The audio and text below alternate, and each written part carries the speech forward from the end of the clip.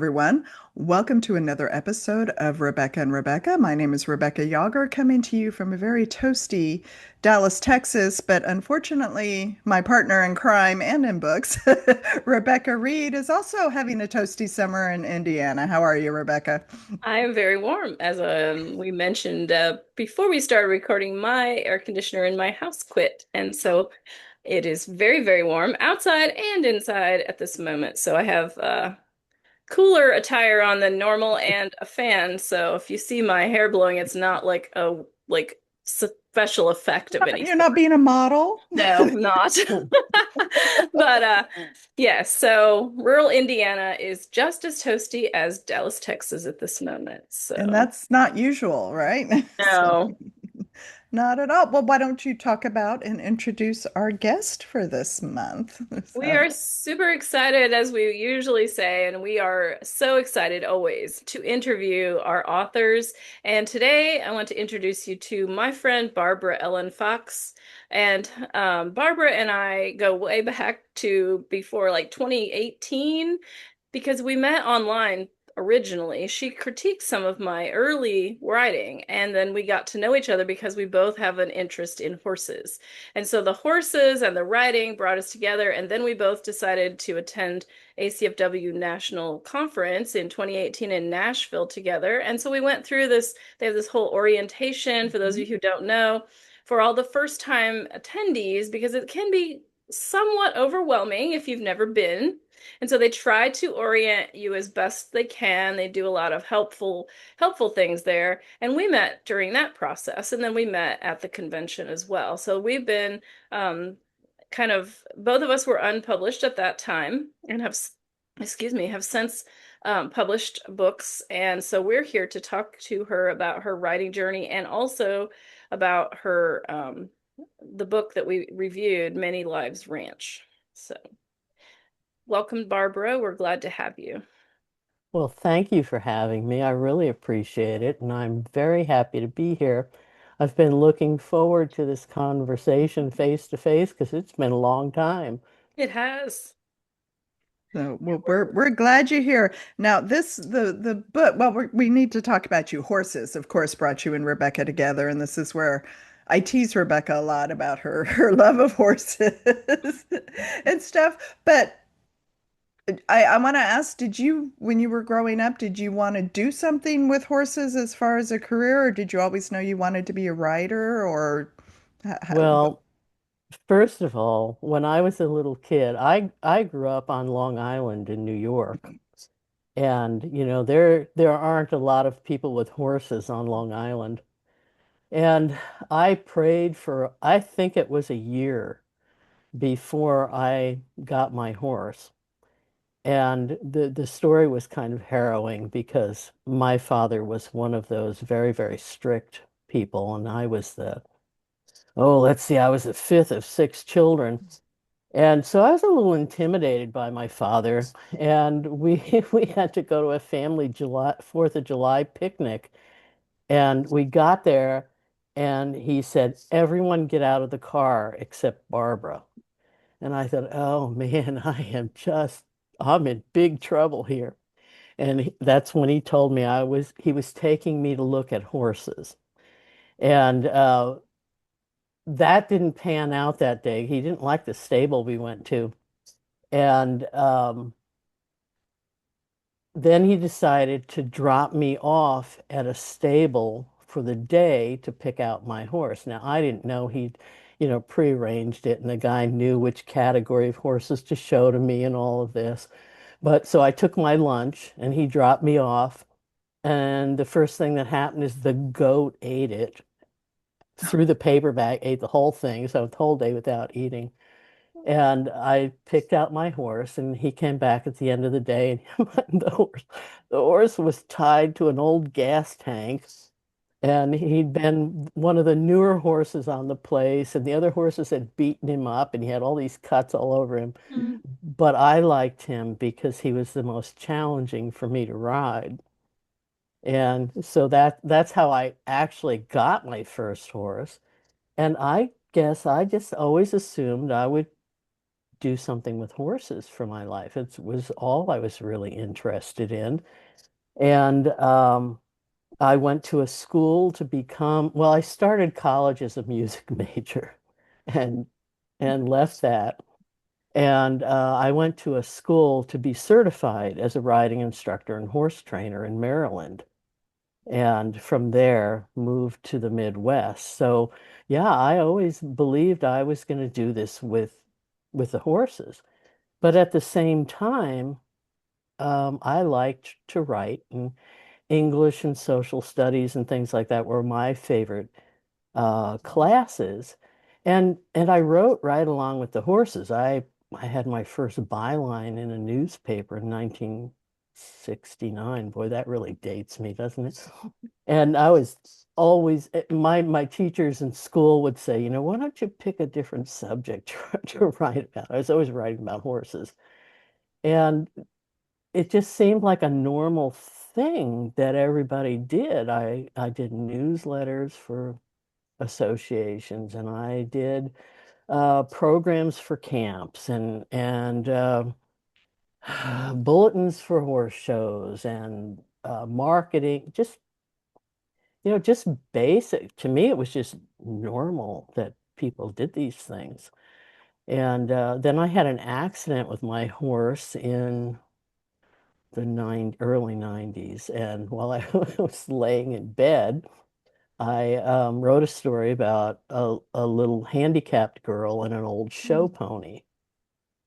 And I immediately, sent it out to my friends, and my friends all loved it and all of that. And so about, 20 years later, the self-publishing became this really big thing. And I thought, well, I can do that. I sent it out to a few houses first, and I go back now and look at those letters that I sent, and they were so embarrassing. So anyway, I published it, and then I published it from a McDonald's. I had to use their internet because my internet wasn't strong enough. And then a few years later, I met, I started to find out there were actual rules for writing, and that, there were word counts, and certain words and things you used for certain age groups, because this was a kid's book. And so I ripped it down off the internet, and it plagues me to this day because it's still in my Amazon account, and they're still saying, that I haven't finished publishing it. But so I took it off. So I can't really say I ever dreamed of being a writer. It's taken me most of my life to accept that I actually am, Mhm. because it was just sort of a normal thing that went along with what I did. That was a long answer. No. That was a fascinating story, though. I I didn't know you were from Long Island, I guess. I obviously you weren't when I met you. So, um, I think it's fun though that I wanted to ask, have you lived in Texas? Because I know Texas shows up in your books. So, what's your connection to Texas? I lived in Texas for a few years after my first daughter was born. I lived in Allen, which is right outside of Dallas. I live just miles away from Allen, so I Okay, so know. just for a little while.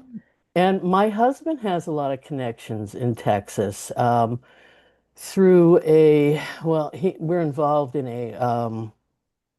a company that has developed a serum for people's immune systems. And most of his connections are down there. And so he travels there a lot. Yet we have kind of this lifestyle. When you have horses, well, Rebecca, you've got all those animals. You don't just easily get to up and leave. Somebody gets to go and the other person gets to stay. So I'm always a stay person. But so, yeah, we just kind of have a lot of friends down around there. And I love Texas.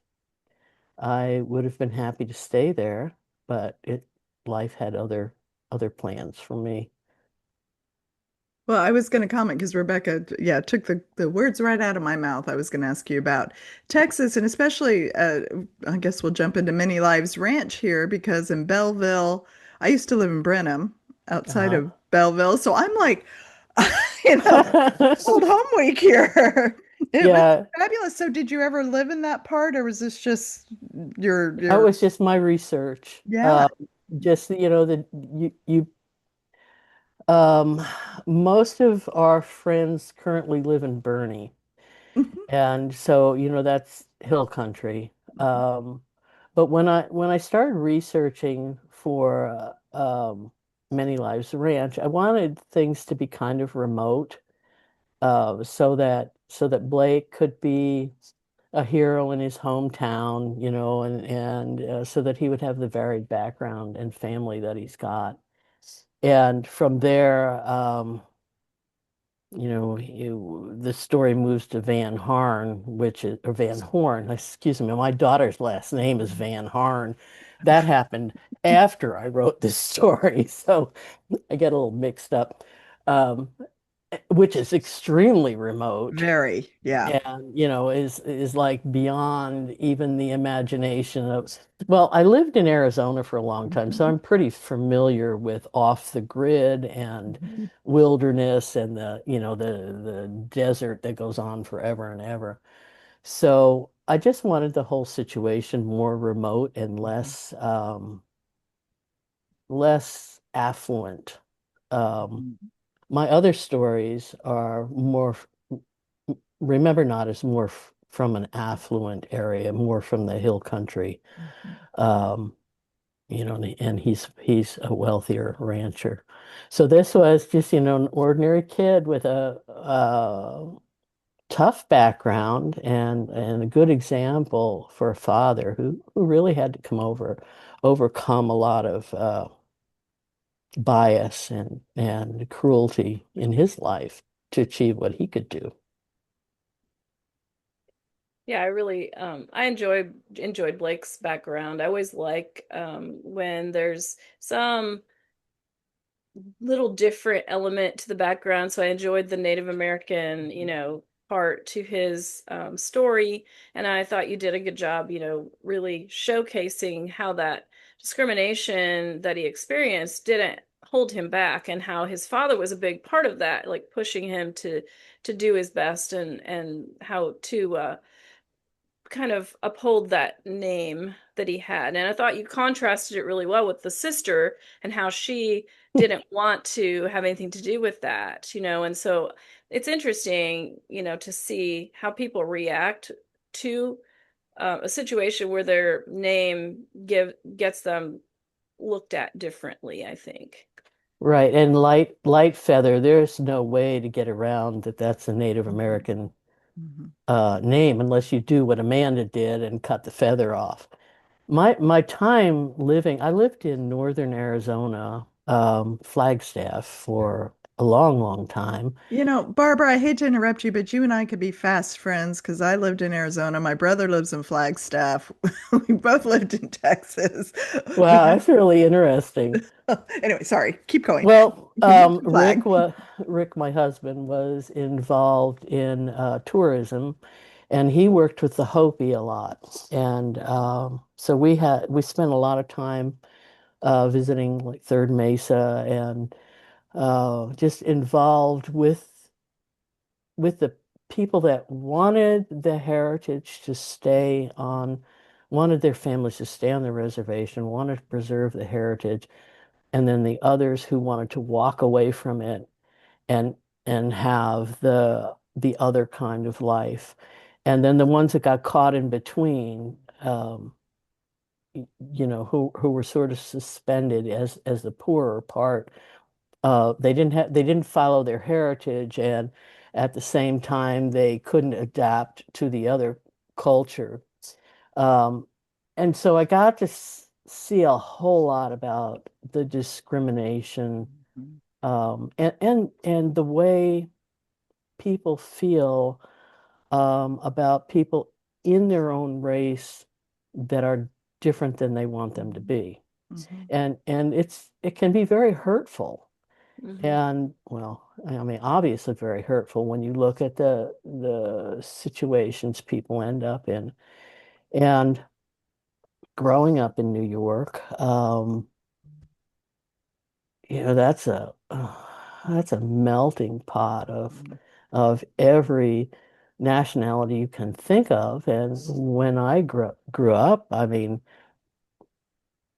there were a lot of areas that were, well, you have like Chinatown, you have Little Italy, and families stuck together. And so there were prejudices from one group to the other too that you had to deal with. So it just seems like a huge part of life. I think that even, I mean, I've had people dislike me because I'm white, you know. So it just felt pretty natural to work with that. I like that theme. I mean, I think it's an important uh topic, that needs to be brought up, and but it needs to be treated delicately, and I thought you did a great job, with that. Um, I think it's time to talk about the side characters though. Our favorite. They're some of our favorite people. We like side We do characters like who side characters. and we talk about them a lot. So tell us about your the two side characters in this story. It would be is Cody and Nadine, and kind of where they came from, and if you have any plans for them in the future. Well, that's interesting that you picked Cody and Nadine. I would have picked Cody and Aunt Irma. Well, we like her We too. love Aunt Irma. Yes, but Yes. If Aunt Irma got to say everything that I would like to say but can't. She's yeah. kind of snarky and she's kind of crusty and she's got this really deep heart. And she, of course, is in, another part of the country that has the Native American background. Cody is just I don't know where he really came from. He came from just that soft place of the big tough guy on the field that is totally loyal to his quarterback. And but underneath he's just this marshmallow kind of person. And he was a party boy before Nadine. And when met Nadine, he just went head over heels for her and totally became who he really was inside. I mean, football players and all, they get into this party thing for a little while and then they grow up, hopefully. And that was kind of his story. Nadine, though, she always knew who she was and what she wanted to be. She came from a background that really believed that she could become something. And so she's this beautiful fashion model that really has trained Cody in how to treat women and what to how to help women a little bit. So she's a good role model. Um, And whether I have plans for them, That's a I hint don't. from us. Yeah, Yeah. I I have these different directions my writing is going. I just finished the For Love and Horses series with the three books, and I have another book that I am waiting to bring out, but it needed a book before it, and it goes a little bit away from Many Lives Ranch. So I'm not sure. I mean, if I had years and years and years, the person that I would pick is the barn manager. That's the Mm. person I would start with. Yeah, I like Not that. that I wouldn't take your advice. You know, No, actually we did. We liked all the side Yes. characters. he's got a dog named Bender. Well, you can kind of just from his dog's name, you might kind of get a little background on him. Hmm. Hmm. And of course his family's local and his sister runs the museum and his aunt runs the local restaurant there. So I thought he was a little bit mysterious. And the problem with Cody and Nadine is to really write a book about them, I'd have to break them up, and I think that would hurt my Mhm. heart to do that. Oh no. So maybe you just write the book about the barn manager and you get the wedding of Cody and Nadine in there. Could do that. Yes, that would work. That would work. Because you're Uh, right. Yeah. I don't see them breaking up just for Yeah. the sake of a story, right? How Unless could, you went back and wrote the story of how they got together, yeah, right. Like a prequel of Yeah. them. yeah, that's a good idea. Uh, Yeah, because they're so perfect for each other. mhm. I mean, that just would make me too sad to do Yeah, you that, can't. you Okay. know. Right. Yeah. In other words, this book, Many Lives Ranch, is filled with, in fact, that's what we liked about it. This is basically a contemporary romance. It's got a little mystery suspense element, kind of, but there was a lot of depth to it between like Blake's past, as we talked about, or his heritage and stuff, and then the secrets that Kate is keeping and stuff. Yeah. But then you throw in the agent Tim, and you throw in Cody and Nadine, you throw in so Ramirez Ramirez and for Aunt Berman. Yes, Irma. yes. I That was Well, and loved that. Ramirez's nephew, yeah. Yeah. Yeah. he's, I mean, has Katie Rose really portrayed Ramirez's nephew the way he actually is? Or does she have some bias? Because, she kind of implies he's a lump, you know. She kind of implies that he's kind of a, unclean, because she comments about the food in his beard, Mhm. and then she comments that, she doesn't want to have, I can't remember what the dish was, or some steak he was going to make, or so she wouldn't want to have to eat food made by him. So maybe she's judging him a little bit wrong too. See, depth to this book. It's not just this little sweet romance. There's Well, depth thank you. for Yes. sure. And of course, I love second chance romances too. So this is I do too, and I guess it's going to always be a theme, a mantra with me, mm, and that really speaks to me about, what Christ does for us. mm, I mean, he's our second chance, mm, Mhm. and he gives us endless second chances. I mean, third and fourth and fifth, 77 second chances. So it's probably my heart, mm. you know, and probably you'll see it in probably every story I ever write. Yeah, I love that. That and the horses. Yeah, oh yeah. Oh yeah. Well, Rebecca, you're supposed to write what you know, right? I mean, Yeah. I Mhm. have lived, oh, I got my first horse when I was 11, Mm. and so that was a lot of decades ago, many decades ago. Yeah, but I like because you write it so well. I want to go to Many Lives Ranch. I wish it, Yeah. existed. I was so immersed in the story, and of course, I Oh, love that that it was in Texas. And Rebecca and I joke about Texas and Indiana a lot, but that it was here in Texas, and I don't know, it was familiar, and I wanted to go. So you set that so Mhm. well for this city girl, so to speak. Although I do like horses, by the way. I well, know. good, good. Not Well, to mention Rebecca, something it. I've never told you is my second daughter was born in Indianapolis. Oh, So I'm not unfamiliar with Indiana either. okay. Yeah.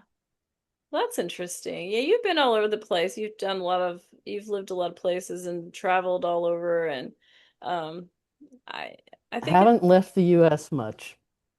It's well, been, there's a lot to well, see inside the US. I'll say, So, yeah, beautiful country. We've got a yes, great yeah. country. Yes, we do. yes. Yeah. Yeah. And I think, all the perspectives that you have from this travel too show up in your stories because I like that that the point of the ranch itself is to help these inner city youth, and it's really nice to see someone with talent and wealth use it for a purpose that is like that, that is going to ripple or has the potential to ripple outward and affect many, many more, people as those boys grow up and they've learned these values and they've learned the Mm, things that they're being taught and the mentorship that they get from being part of Many Lives Ranch, then that they can then multiply that um, impact by going out and mentoring others. Of course, not all of them will be successful because that's unrealistic. But even if they were able to impact, half of the kids that come there, think how much more that's going to impact. And I just love stories like that because I think it's a example of what the world should look like, Right. and doesn't often. So I think it's fun to read stories that really are positive and have good ideas like that in them. Maybe it'll spark someone's interest in. Yeah. Well, when you think about that opportunity, um, Blake, with all of the other athletes he knows, and with the need for the male example in all communities, all walks of life, and the value that horses bring in to people's lives. I mean, you know how they've enriched yours, and I know what they did, for me, especially in the hard points of my life. And then through teaching, I have met so many different kinds of people. I've had the opportunity to try to teach writing to a girl that didn't speak English. She spoke Chinese, mm, and that was a real test. It didn't last for a really long time because, well, for any number of reasons. And I had one of the last little boys I taught, his aunt from California paid for his lessons, and he was a black boy, and his dad brought him out, and he was just so much more interested in sports and being cool, and he had a really hard time because I teach English writing, and that's what his aunt in California wanted him to learn, but it really wasn't what this boy needed to learn. He needed, to learn how to make a connection with the horse and all. So I've had so many different opportunities, and then years and years ago, I taught wards. I worked with some wards from of the court, and that was kind of before there was much empathy Mm, towards disadvantaged children, and it was another eye opener. And so any time I can encourage somebody to do something that's going to help that way, I mean, that just makes my heart happy, makes it's it's what we need to do. I agree. mhm. Nice. Very inspiring. Well, Barbara, is there anything new that's coming out that we can tell people about your next book? Yes, it'll be a little bit because I've hashed this book back and forth. I've written it to the end twice, and then I go back and change elements. I have a leaning a little bit towards romantic suspense, but not enough to be classified as romantic suspense. I have never, I, one of my mantras is this is not your mama's Hallmark story. You know, it, I have, life has never presented itself to me as smooth and peachy and easy. Mhm. And so it's a normal thing for me to write a story that's got some suspense in it. Well, I realized one day as I was playing around with my characters that unintentionally all of my characters except for one had likely started writing in the same place. And that would be Meadow Lane Farm, which would was the local writing program in the Kansas City area. And the story I'm working on right now is the heroine is the daughter of the people that own Many Lives Ranch. And she was the daughter that was used to promote the business.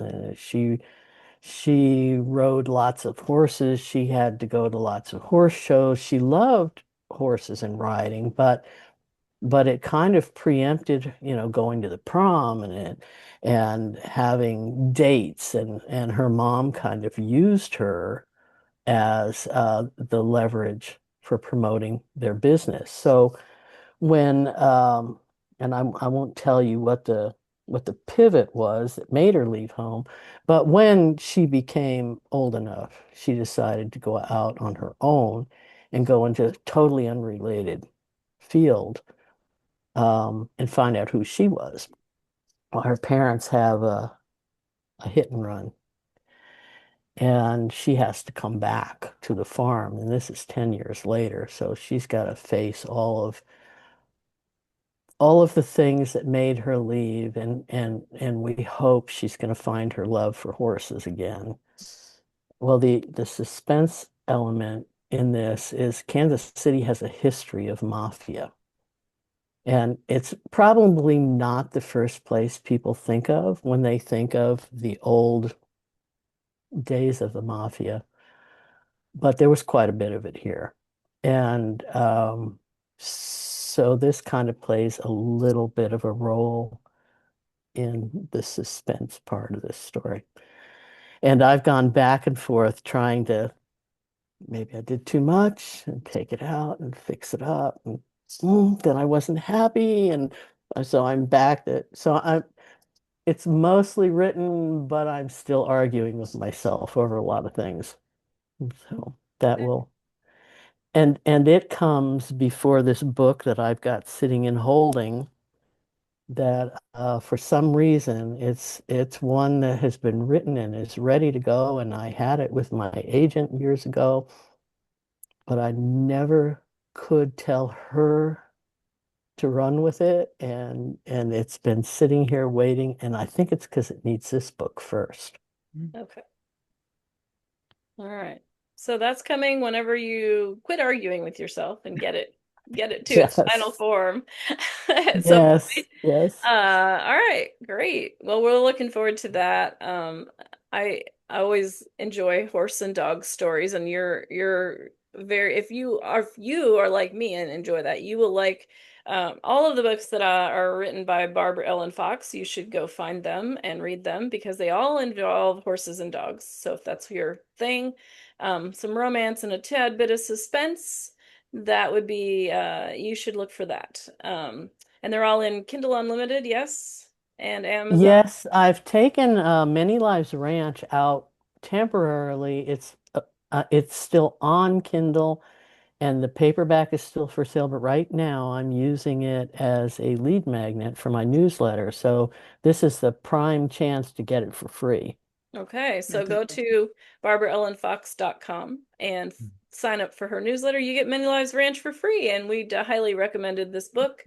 And so there's your opportunity there. Plus, you get to hear all about Reno, which is her Mustang that's in every newsletter, and all kinds of other fun things that are going on with Barbara and her writing. Yeah, let's clarify the spelling of Ellen though, because Oh, that might yes. throw people because it's Barbara Ellen Ellin Fox, and Yes, it is .com. Yes, it is .com. so yeah. And it is it's another story. It's when I first got married, my husband, well, when I first started dating my husband, his sister, Barbara, got married. She went out of being Barbara Fox, and I came into being Barbara Fox.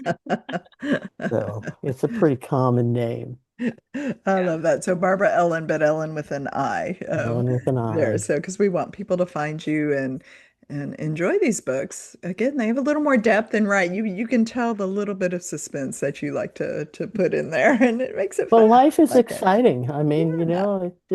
life just, my life has never been boring. So, I tend to want to put suspense in my books too, so I get exactly what you're talking about. Mhm. One of these days, I'm going to actually add enough to consider it suspense one of these days, but I haven't done it yeah, yet. yeah,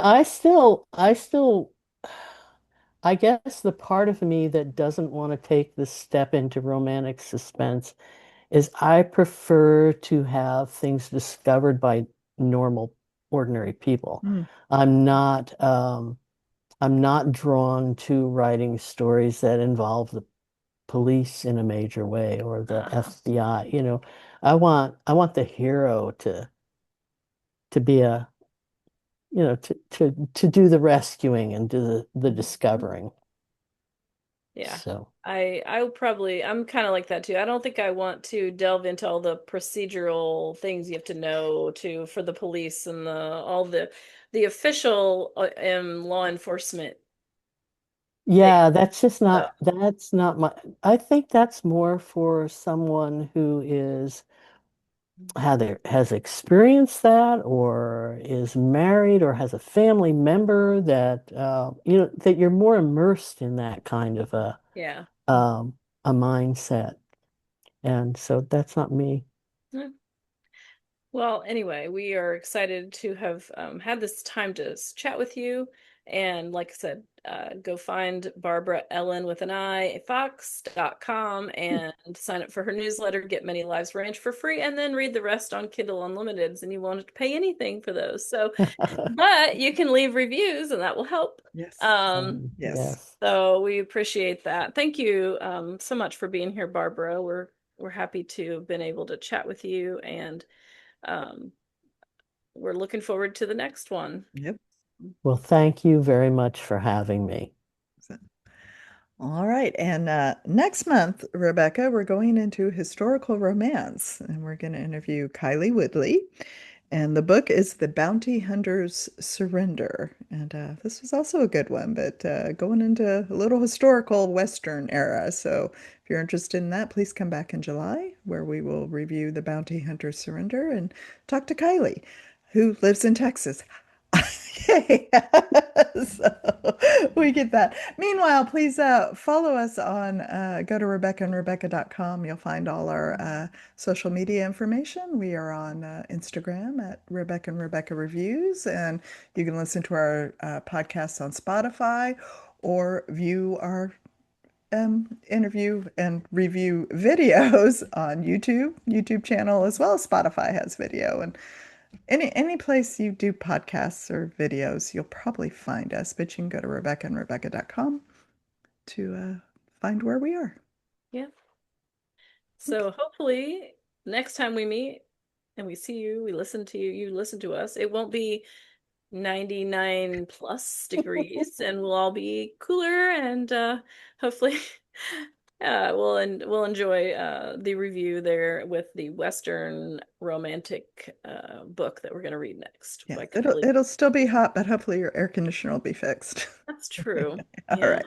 Well, Barbara, thank you once again. And Rebecca, we will see everyone, you and everyone else next month. Thanks for joining Okay. us.